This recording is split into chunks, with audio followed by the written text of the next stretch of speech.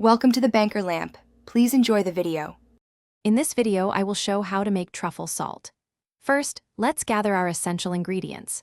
You'll need about 100 grams of fresh, aromatic truffles, 500 grams of high-quality sea salt, and a clean, airtight jar.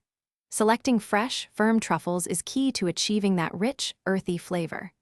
A fine or medium-grain sea salt works best, as it readily absorbs the truffle's essence, creating a truly gourmet seasoning. Now, let's prepare those precious truffles.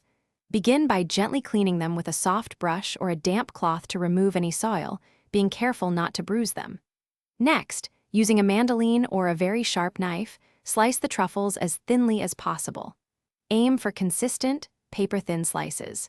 This maximizes the surface area, allowing the truffle's aroma and flavor to infuse beautifully into the salt during the curing process. With your truffles sliced, it's time to combine them with the salt. In your clean, airtight jar, create alternating layers of truffle slices and sea salt. A good starting point is a ratio of about 1 part truffle to 10 parts salt by weight. For example, if you have 100 grams of truffle, use 1,000 grams of salt. Ensure the top layer is salt, then seal the jar tightly to begin the magical infusion. The final step involves drying and storing your homemade truffle salt. Place the sealed jar in a cool, dark place, away from direct sunlight. For the next 7 to 10 days, give the jar a gentle shake daily. This helps redistribute any moisture and ensures even flavor development. Once the salt is completely dry, transfer it to an airtight container.